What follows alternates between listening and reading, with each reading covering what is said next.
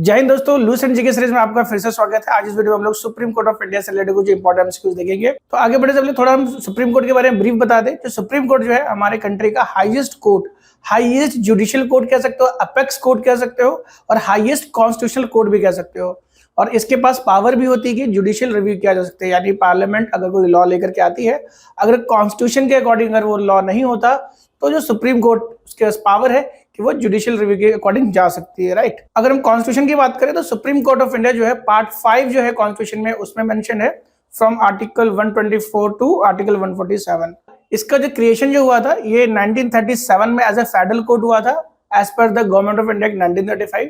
बाद में 26 जनवरी 1950 में इसका इस्टेब्लिशमेंट हुआ जब इंडिया को इंडिपेंडेंस मिली, ठीक है। तो आइए पहला क्वेश्चन देखते हैं। पहला क्वेश्चन है जो जुडिशियल रिव्यू जो एक फंक्शन है सुप्रीम कोर्ट का, उसका क्या मतलब होता है। तो मैं आपको बताता चलूं, जो पार्लियामेंट है, जो पार्लियामेंट कोई भी लॉ पास करती है, अगर वो कॉन्स्टिट्यूशन के अगर वो अगेंस्ट होगा, उस केस में जो सुप्रीम कोर्ट के पास पावर होता है कि उस लॉ को एग्जामिन कर सकती है क्या वो कॉन्स्टिट्यूशन फंडामेंटल राइट के अगेंस्ट है या नहीं। उसी प्रोसेस को क्या कहते हैं हम लोग, जुडिशियल रिव्यू कहते हैं। तो आप देख सकते हैं जो ऑप्शन सी जो है इसका, that is examine the constitutional validity of the law. Law का कॉन्स्टिट्यूशनल वैलिडिटी को ही एग्जामिन करने के प्रोसेस को ही जुडिशियल रिव्यू कहा जाता है, ठीक है। इसका जो करेक्ट आंसर जाएगा दैट इज ऑप्शन सी चला जाएगा। नेक्स्ट क्वेश्चन देखते हैं। नेक्स्ट क्वेश्चन को बताना है जो डिस्प्यूट होता है प्रेसिडेंट वाइस प्रेसिडेंट का, उस डिस्प्यूट को कौन डिसाइड करता है। तो अगर हम बात करें आर्टिकल 71 की, 71 जो आर्टिकल है वो ये बताता है कि प्रेसिडेंट एंड वाइस प्रेसिडेंट का जो भी इलेक्शन जो होता है उसके डिस्प्यूट को डील करता है, और ये डील कौन करेगा, ये सुप्रीम कोर्ट डील करता है, ये ध्यान देना। सो ऑप्शन सी जो है इसका, ऑप्शन सी जो सुप्रीम कोर्ट है वो करेक्ट चला जाएगा। आइए नेक्स्ट क्वेश्चन देखते हैं। नेक्स्ट क्वेश्चन आपको ये बताना है कितने टाइप के रिट्स जो है सुप्रीम कोर्ट जो इश्यू कर सकता है। तो मैं बताता चलूं 5 टाइप्स ऑफ रिट्स, जैसे आपको पता होना चाहिए, there are 5 types of writ. 5 types of writs होते हैं जो एज पर आर्टिकल 32 जो है सुप्रीम कोर्ट जो है इश्यू कर सकता है। जैसे हैबियस कॉर्पस हो गया, मैंडेमस हो गया, क्यू वारंट हो गया, सर्टियोररी हो गया, प्रोहिबिशन हो गया। तो ये कुछ 5 टाइप्स ऑफ रिट्स हैं जो as per article 32 supreme court issue कर सकता है इन case of the violation of the fundamental right. ये आपको ध्यान देना है। तो इससे रिलेटेड ट्रिक भी आपको याद रखना है, CPM-HQ, CPM हेडक्वार्टर में एक ट्रिक है जिससे ये 5 रिट्स जो आप याद कर सकते हैं, ठीक है। कभी कदार क्वेश्चन अगर बने तो आपको याद रहेगा। तो इसका जो करेक्ट आंसर जाएगा that is option C, that is 5 types of writ. Next question देखते हैं। नेक्स्ट क्वेश्चन मुझे बताना है इसमें से किस ऑप्शन की वजह से जो जुडिशियरी है उसको गार्जियन ऑफ द कॉन्स्टिट्यूशन कहा जाता है। तो हम बताते चले, अभी जैसे हम डिस्कस भी किया था जुडिशियल रिव्यू, आपको पता होना चाहिए जो सुप्रीम कोर्ट जो होता है वो कस्टोडियन होता है कॉन्स्टिट्यूशन का, गार्जियन कहलाता है कॉन्स्टिट्यूशन का। अगर कॉन्स्टिट्यूशन के कॉन्ट्राडिक्टरी अगर कोई लॉ आता है तो उस केस में आप कह सकते हो जो सुप्रीम कोर्ट है that will have the power to go for the judicial review. So option D जो होगा बेसिकली यहाँ पर करेक्ट चला जाएगा। नेक्स्ट क्वेश्चन देखते हैं। नेक्स्ट क्वेश्चन मुझे बताना है करंटली अभी सुप्रीम कोर्ट में टोटल कितने जजेस हैं including chief justice. Chief justice को मिला के टोटल कितने जजेस हैं। तो अभी की बात करें तो टोटल 34 जजेस हैं। 33 जो है वो नॉर्मल जजेस हैं एंड जो 1 जो है वो एक चीफ जस्टिस है। तो टोटल जो काउंट है दैट इज 34। और आपको बताता चलो जो 1950 में जब सुप्रीम कोर्ट बना था टोटल 8 जजेस हुआ करते थे। फिर 1956 में 11 बढ़ करके 11 हो गए, फिर 1960 में 14। तो आप देखो कि धीरे धीरे बढ़ करके 2009 के अंदर 31 संख्या थी, 2009 के बाद 2019 के अंदर आप कह सकते हो और जजेस बढ़े और फाइनल जो काउंट है वो 34 हो गया। तो ऑप्शन के अंदर देख सकते हैं यहाँ पे 34 तो है नहीं, तो ऑप्शन डी जो है बेसिकली यहाँ पे ये करेक्ट चला जाएगा। D will be correct answer in this case, ठीक है, ये ध्यान देना। और प्रेजेंट जो हम बात करें जो चीफ जस्टिस उनका नाम क्या है, दैट इज DY चंद्रचूड़। ये सब तो आपको पता ही होना चाहिए, राइट। आइए नेक्स्ट क्वेश्चन देखते हैं। नेक्स्ट क्वेश्चन आपको ये बताना है कि किसके पास पावर होता है कि सुप्रीम कोर्ट के जजेस के संख्या को बढ़ा सके। ऐसे क्वेश्चन कभी कदार आते भी हैं और आप लोगों को ये ध्यान भी देना होगा। तो इससे रिलेटेड जो पावर जो होता है वो पार्लियामेंट के पास होता है। Parliament has the power to increase the number of जजेस इन द सुप्रीम कोर्ट। ये चीज आपको ध्यान देनी होगी।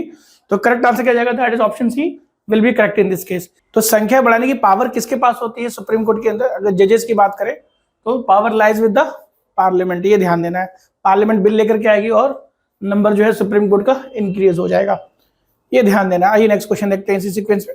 आइए नेक्स्ट क्वेश्चन देखते हैं। नेक्स्ट क्वेश्चन को ये बताना है अगर प्रेसिडेंट एंड वाइस प्रेसिडेंट की जो पोस्ट अगर वैकेंट हो जाए तो उस टाइम पे टेम्परली एक्टिंग प्रेसिडेंट किसको बनाया जाएगा। तो इससे रिलेटेड जो है आपको क्वेश्चन कभी कदार बनता भी है और क्वेश्चन आता भी है। जैसे हम बात करें, ये एक इवेंट हुआ था 1969 के अंदर, ऐसा रियलिटी में हुआ भी था 1969 के अंदर। आपको पता होना चाहिए जो प्रेसिडेंट थे डॉक्टर जाकिर हुसैन, उनकी डेथ हो गई थी और डेथ के बाद जो है वहां पर जो उस वक्त जो वाइस प्रेसिडेंट थे VV गिरी साहब, उन्होंने रिजाइन कर दिया था। तो उस वक्त चीफ जस्टिस थे जस्टिस मोहम्मद हिदायतुल्लाह, वो एक्टिंग प्रेसिडेंट बने थे। 1969 की बात कर रहे हैं। तो इसका आंसर देख सकते हैं, तो आंसर जाएगा that is option B, that is chief justice of India. ये आपको ध्यान देना है, ठीक है। तो ऐसे क्वेश्चन बनते भी हैं। आइए नेक्स्ट क्वेश्चन देखते हैं। नेक्स्ट क्वेश्चन आपको ये बताना है, जो एक्टिंग चीफ जस्टिस होते हैं सुप्रीम कोर्ट के, वो किसके द्वारा अपॉइंट किए जाते हैं? तो इसका अपॉइंटमेंट जो होता है वो प्रेसिडेंट के द्वारा होता है, ये ध्यान देना, ठीक है। चाहे वो जजेस हों सुप्रीम कोर्ट के, हाई कोर्ट के, या चीफ जस्टिस है, अपॉइंटमेंट जो होता है प्रेसिडेंट के द्वारा होता है, ध्यान देना। बट प्रोसेस थोड़ा अलग होता है, डायरेक्ट अपॉइंटमेंट नहीं कर सकते, ठीक है, और कंसल्टेशन की भी रिक्वायरमेंट होती है एज पर आर्टिकल 74। आइए नेक्स्ट क्वेश्चन देखते हैं। नेक्स्ट क्वेश्चन को ये बताना है, इसमें से किसके पास ये राइट होता है कि वो एडवाइजरी ओपिनियन सुप्रीम कोर्ट से ले सकते हैं, किसी भी मैटर, कानून से रिलेटेड किसी भी मैटर से रिलेटेड कोई एडवाइस लेना हो तो सुप्रीम कोर्ट से एक एडवाइस ले सकते हैं, ओपिनियन ले सकते हैं, बट उन पर बाउंड नहीं होगा, ये भी ध्यान देना है। इसका करेक्ट आंसर जाएगा that is option B, that is president.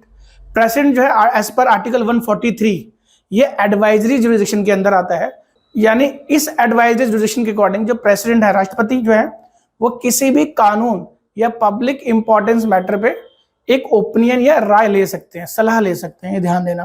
तो करेक्ट आंसर जाएगा that is option B, that is president as per article 143। आइए नेक्स्ट क्वेश्चन देखते हैं। नेक्स्ट क्वेश्चन को ये बताना है, वो पावर सुप्रीम कोर्ट का जो डिस्प्यूट जो होता है सेंटर और स्टेट के बीच में, वो पावर किस जुरिडिक्शन के अंदर आता है, आपको ये बताना है। तो इसका जो करेक्ट आंसर जाएगा as per article 131 that is original jurisdiction. So option D will be correct in this case. ये ध्यान देना, इससे रिलेटेड आर्टिकल जो है वो 131 है, वो आपको ध्यान देना चाहिए। आइए नेक्स्ट क्वेश्चन देखते हैं। नेक्स्ट क्वेश्चन आपको ये बताना है, इंडियन पार्लियामेंट की सोवरेनिटी जो है किसके द्वारा रेस्ट्रिक्ट की जाती है? जैसा आपको पता होना चाहिए, जो इंडियन पार्लियामेंट जो लॉ बनाती है, अगर वो लॉ कॉन्स्टिट्यूशन यानी फंडामेंटल राइट के अगेंस्ट या कॉन्ट्राडिक्टरी होती है एज पर आर्टिकल 13, तो ऐसे लॉ को वॉइड माना जाएगा, ठीक है।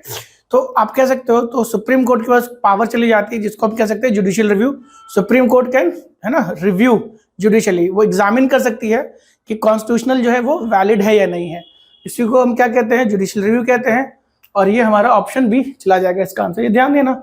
आर्टिकल 13 जो है वो डॉक्ट्रिन ऑफ जुडिशियल रिव्यू कहलाता है, ठीक है, ये आपको ध्यान देना। आर्टिकल 32 में भी बात की गई है, अगर फंडामेंटल राइट का वायलेशन होता है तो one can approach to the supreme court, है ना, and supreme court can issue the 5 type of writs. Even high court के पास भी पावर होती है as per article 226। Next question देखते हैं। नेक्स्ट क्वेश्चन आपको ये बताना है, इसमें कौन से चीफ जस्टिस थे जो एज ए एक्टिंग प्रेसिडेंट रहे थे? ये ध्यान देना, अभी थोड़ी देर पहले हमने डिस्कस भी किया था in the year of the 1969, तो जस्टिस एम हिदायतुल्लाह। तो ऑप्शन ए जो होगा इसका वो करेक्ट चला जाएगा, ये आपको ध्यान देना है। Option A justice Mohammad Hidayatullah is the correct answer. Next question देखते हैं। नेक्स्ट क्वेश्चन आपको ये बताना है, इसमें से कौन सा जो स्टेटमेंट है, अगर सुप्रीम कोर्ट का जजमेंट चेंज करना है तो कौन चेंज कर सकता है? सुप्रीम कोर्ट खुद की रिव्यू और अपील्स के जरिए अपने जजमेंट को रिवर्स कर सकती है। सो इसके अंदर ऑप्शन देखा जाए तो करेक्ट आंसर जाएगा that is option A, that is it can change the judgment. खुद ही ये जजमेंट चेंज कर सकते हैं, but no one as the authority, right. Next question देखते हैं। नेक्स्ट क्वेश्चन को बताना है, इसमें से कौन सा कोर्ट जो है कोर्ट ऑफ रिकॉर्ड कहलाता है? अगर हम कोर्ट ऑफ रिकॉर्ड की बात करें तो कोर्ट जो है अपने जजमेंट की रिकॉर्ड जो है बना करके रखता है, ताकि फ्यूचर में उसको एविडेंस ऑफ फैक्ट्स की तरह माना जाए, राइट, ये ध्यान देना। तो इसके लिए अगर हम बात करें as per article 129 and article 215, supreme court को as per article 129 court of record माना जाता है, और हाई कोर्ट की बात करें तो एज पर आर्टिकल 215। तो यहाँ पे जो करेक्ट आंसर जाएगा both high court and supreme court. Option C will be correct in this case, ये आपको ध्यान देना है। नेक्स्ट क्वेश्चन आपको ये बताना है, high court and supreme court का कॉमन जुडिक्शन में कौन सा आता है?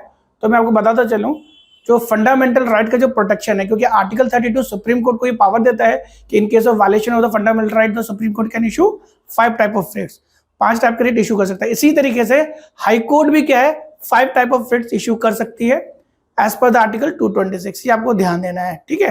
अगर कॉमन जुरिडिक्शन की बात करें तो फंडामेंटल राइट के प्रोटेक्शन की बात करेंगे। सो ऑप्शन सी जो होगा वो करेक्ट चला जाएगा। आइए नेक्स्ट क्वेश्चन देखते हैं। नेक्स्ट क्वेश्चन आपको ये बताना है कि कॉन्स्टिट्यूशन को इंटरप्रेट करने का फाइनल अथॉरिटी किसके पास है? तो अभी तो आपको हमने बताया भी था, जो फाइनल जो कॉन्स्टिट्यूशन को इंटरप्रेट करने का अथॉरिटी है, फाइनल जो कॉन्स्टिट्यूशन को जो इंटरप्रेट करने की अथॉरिटी है वो हमारे सुप्रीम कोर्ट के पास है। उसी को ही हम गार्जियन ऑफ कॉन्स्टिट्यूशन भी कहते हैं, ये ध्यान देना। और आपको पता भी होना चाहिए, जुडिशरी है वो कॉन्स्टिट्यूशन को इंटरप्रेट भी करती है, लॉ को इंटरप्रेट भी करती है, ये उसका एक फंक्शन भी है। तो यहाँ पे ऑप्शन डी जो है सुप्रीम कोर्ट वो सही चला जाएगा। सो option D will be correct in this case. आइए नेक्स्ट क्वेश्चन देखते हैं। नेक्स्ट क्वेश्चन आपको ये बताना है, तो चीफ जस्टिस जो है सुप्रीम कोर्ट के वो किसके द्वारा अपॉइंट किए जाते हैं? तो अभी आपको थोड़ी देर पहले बताया था, या चीफ जस्टिस हो, हाई कोर्ट के जज हो या फिर सुप्रीम कोर्ट के जज हो, प्रेसिडेंट के द्वारा किए जाते हैं, बट सिर्फ और सिर्फ प्रेसिडेंट के द्वारा नहीं किए जाते हैं। आपको बताता चलो कि चीफ जस्टिस जो है वो सीनियर मोस्ट जज होते हैं, जो अभी जो करंट जो सीजीआई होते हैं, आउटगोइंग सीजीआई, वो रिकमेंडेशन देंगे कि नेक्स्ट सीजीआई कौन बनेगा। फिर जो प्रेसिडेंट है, प्राइम मिनिस्टर जो कि हेड होते हैं सेंट्रल काउंसिल ऑफ मिनिस्टर के, उनके कंसल्टेशन के बाद जो है वो चीफ जस्टिस को अपॉइंट कर देते हैं। तो ये ध्यान देना, तो ये आप ध्यान देना। तो आप देख सकते हो इसके अंदर जो ऑप्शन जो है, एग्जैक्ट ऑप्शन तो मैच नहीं कर रहा, बट हाँ फिर भी अगर मोर करेक्ट और लेस करेक्ट वाली बात करें तो यहाँ पे जो ऑप्शन सी जो है वो जा सकता है, जो प्रेसिडेंट जो है इन कंसल्टेशन विद द जजेस of supreme court and the high court.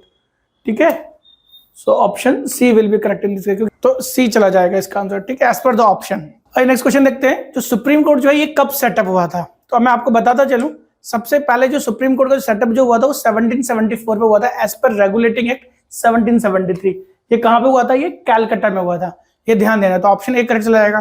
पर जो अभी जो सुप्रीम कोर्ट है इसका एस्टैब्लिशमेंट कब हुआ था, ये 26 जनवरी 1950 को। बट ध्यान देना, ये पहले क्या था, ये फेडरल कोर्ट हुआ करता था, जिसका एस्टैब्लिशमेंट 1937 में हुआ था as per government of India act 1935।